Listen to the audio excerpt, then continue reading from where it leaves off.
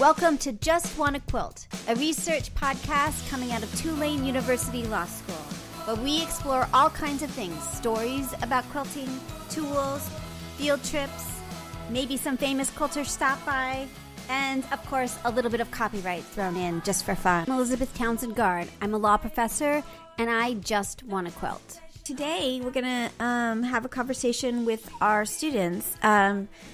Thomas, Ricardo, Kyle, and I talked about our experiences with trying to figure out how to do all the legal stuff with giveaways. So, a quick note. We are still doing research on giveaways. So, this is our research notes and what we're thinking about. This is also not legal advice. This is legal research, in-process legal research. So, we ask you not to depend on this research. Do research on your own. We are not your attorneys. We are not attorneys. These are law students, and I'm a law professor. So this is just a conversation on what we're thinking about and what we're learning about giveaways. But again, please do not depend on this advice. We're working on a book, which will be really helpful. But also see an attorney, do some research on your own, but at least you'll know the questions to think about when thinking about giveaways and contests. I'm here with, first for preservation purposes, each say your name and where you're calling from. You're all calling from New Orleans, but say your name and where you are right now. My name's Thomas Lemler. I'm in New Orleans, Louisiana. And you're a 3L law student. Correct. I am a 3L law student. Cool. Ricardo? My name is Ricardo Gonzalez. I'm in Louisiana, and I'm a 2L. Cool. You're going to have to speak up much more. You're like the quietest one, and it'll be weird on the tape, and people get irritated. So do it one more time for me. Louder. I wonder why it's so quiet. Okay. My name is Ricardo Gonzalez. I'm in New Orleans, Louisiana, and I'm a 2L. Fabulous. That's good, and you can even be louder, but we'll keep that one. Okay, Kyle. I'm Kyle Gross. I'm also in New Orleans, Louisiana, and I'm a 3L JD MBA student. Very cool. All right, cool. So we are going to talk about giveaways and endorsements and all the sort of things. And you're the team that's been working on this for us. So first, let's start with what is a giveaway? Kyle, can you give us just a basic definition of what it means to be a giveaway? Well, a giveaway in generally it's you're giving something away for free, so, and people are eligible by chance to win it. Got it. And what key elements do we need to understand about this? So Kyle did work on this, Ricardo did, so did Thomas. So I mean, it's really just a conversation, sort of. So when we started, first we wanted to have a giveaway. We wanted to experience it. And I think maybe, Kyle, you can talk about the overall things. Maybe Ricardo, you and I can talk about sort of what our strategy, what the apps and the other issues that we ran into in terms of that kind of question. And then, Thomas, you can sort of add in, Thomas, what do you want to add in to the conversation? What part do you want to, we're just doing the planning part now. I can like chime in here and there.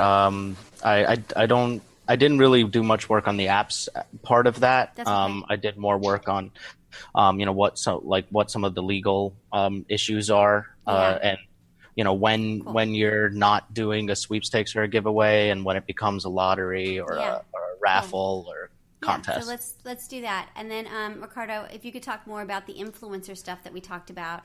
We also want to talk about and just to have a discussion on the FTC regulations and sort of what we need to do to make sure that's legal.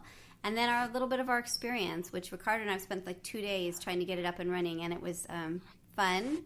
Was it fun? It was sort of fun and challenging. Good job. It looks good. I like the giveaway. Okay. Good. Okay, cool. All right, so Kyle, let's start off with sort of, so a giveaway is? You're giving away something for free, but why do you do a giveaway is I think an important question. Yeah. And giveaways, you're giving something for free, and when you get something for free, you generally feel pretty good about that, and people are pretty surprised generally to get something for free, and they expect to give something in return. So you get this opportunity where you're actually not allowed to take anything in return, but you have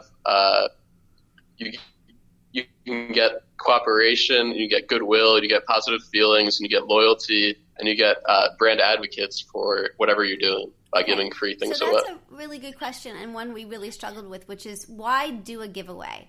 Thomas, do you have any thoughts about that as well? Why should we do a giveaway? Why do people do giveaways?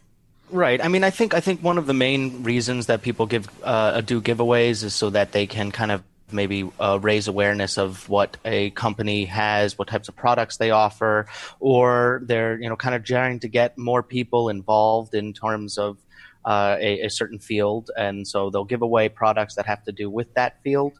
And then, kind of gets people excited, gets people more interested, and gets people to start maybe listening more, getting more interested. It's Ricardo, your thoughts about why do a giveaway? What do you think? I think they really touched on it. I mean, you want to get more eyeballs, you want to get more consumers coming to your site, buying whatever it is that you're selling, and just to grow. Yeah. I don't know why our sound on you is so quiet. It's like significantly quiet. Yeah. Do you have like a headset or like something to plug in? No. Something about it is really quiet, and that's weird. So shout so that the recording makes sense. Okay, well when we were doing the recording, oh sorry, Kyle, did you have something else? Sure. One more thing I would add is you get this really valuable engagement. So you can get So you can get people's names, you can get emails, you can get people to do things for you, like post comments or reviews or likes. Yeah. And just by giving something to one person for free, it draws in all these people to want to help you do these things and be engaged. Right. So it's fairly interesting. So one of the things we want to talk about is the benefits. We struggled with that. So one thing we want to talk is benefits. Facebook, the requirements at Facebook, the requirements in terms of not being a legal lottery and what that looks like, and the FTC requirements of disclosure requirements and why that's necessary. Also, just the fact that we get stuff for free from some people, even if it's not we're not giving it away, but they're just sending it to us to be able to do research, that made us potentially have to deal with the FTC regulations as well. So I think one of the things that we struggled with, and we're having more conversations with people, is why do a giveaway? And from my perspective, I really did struggle. Were we trying to up our listening audience on the podcast? Or were we trying to get more people to join the quilting army? Were we trying to promote product? Because like a company was giving us a product, and then they were expecting us to have people that would be interested in the product. That we were in some way, it was a marketing tool that both helped us raise our numbers in whatever way we decided, and then also helped the company that was doing the giveaway. So there's like two relationships there. And I found it a big struggle. I think what we finally did, what Ricardo and I finally decided upon, was a really good compromise to sort of figure out how to build stuff. But we struggled a lot. So I don't know, thoughts about that? Or we can, I don't know, this is kind of an awkward conversation, but thoughts about that? Yeah, it's really difficult to decide on how you want to engage people. And I think for the podcast, initially we thought we wanted to get reviews to get people to review the podcast. Yeah. And then we kind of changed, and we figured out that was kind of a difficult thing to manage. Yeah. I think that's still one of the options, but we wanted to give more options and more ways to participate and just do reviews, because that's kind of limiting. Well, and also we didn't know if it was legal, right? So that was really what we were running into, the problem of like, so you have a giveaway and then you ask people to do X.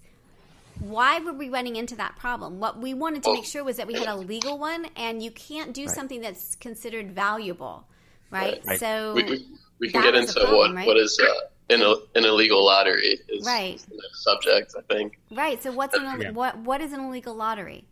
So an illegal lottery is any lottery that's run by anybody that's not sponsored by the government. So then you have to define what a lottery is. And a lottery is anything that has a prize, chance, and consideration. So if you're giving something away, you have a prize. Chance just means that if you're giving away the prize based on luck or based on chance, random drawing, then you have chance. And consideration is where everything really comes into play and it gets tricky. And consideration means that the participant is giving something of value to participate in the giveaway.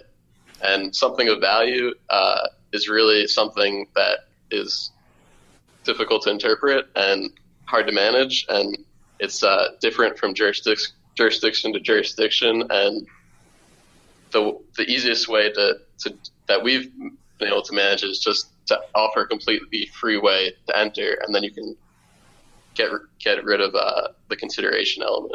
Well, and then I think the question then became like, what is of value? Is a liking our webpage or a podcast considered consideration, value, something of value, or other things? And it was really stressful to sort of figure that out.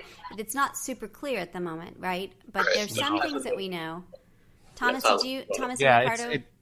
It's not well defined. I mean, some sources kind of state that, essentially the threshold level is, if it's just something very quick and simple, then it's not considered consideration. But if you're, if it requires like some real work on the part of the person who's trying to participate in the giveaway that's becoming a lottery, then that is considered consideration. Right. So sometimes, some places would consider asking someone to write a review on something could be considered consideration, but not always. So it's still sort of up in the air, and it's not as well defined as it could be. Yeah. Ricardo, any thoughts on this one? I would add that in addition to consideration, so a lot of these platforms, the social media platforms that you're going to promote, they have different rules. And so on Facebook, for instance, you can't like a post, but you can like a page. There's just every social media platform has completely different rules that you have to take. Right. So the rules. I think some of those rules are tied into the law. I think the platforms are trying to make you follow the consideration element by not allowing you to repost giveaways on 10 people, making it difficult to enter a giveaway is something that the platforms are trying to avoid. That's really interesting. It's almost as if that it's when it comes to these different platforms, it's kind of another realm where the kind of end user license agreement is really the governing area, and a lot of these different platforms are looking at the laws and trying to figure out the best balance between them. And sometimes these laws are very, slightly, there are differences between each state. So when it comes to when you're on an online environment, you have to make sure that you're looking through multiple different states. I mean, for the most part, a fair amount of the states are pretty close to the same in terms of their rules, but some states are very different, and they then become more complicated when it comes down to these. It seemed like so Kyle, in your report you said that if you just allowed them entering by providing their name or signing in with a Facebook account, just sort of putting their name into the cookie jar kind of thing, that was okay. Like, we knew that was okay. Does that sound like... Well, actually, yes. So actually, if you have one completely free method, like just providing your name or an email address, then you're completely good, and you can do any other kind of method that you want. So that's what we did. So Ricardo, we looked at... before we do that, we also had to figure out what we were giving away and how much it could be. So Thomas, you did a little bit of work on that one, right? Right. And what did we run into there? Well, so what happens is there are a few states, for example, Florida, New York, Rhode Island, and Tennessee has some other rules, but that doesn't have to do with the pricing on it. But in terms of like Florida, if the prize is worth $5,000 or more dollars, then they have to register the sweepstakes or the contest with the state, and they also they have to register at least 7 days before it begins. Yeah, so our prize wasn't. So we're definitely under $5,000. So, but then with Rhode Island, that was a bit of a problem too. So what did Rhode Island say? Right. So Rhode Island has their limit set at anything in excess of 500.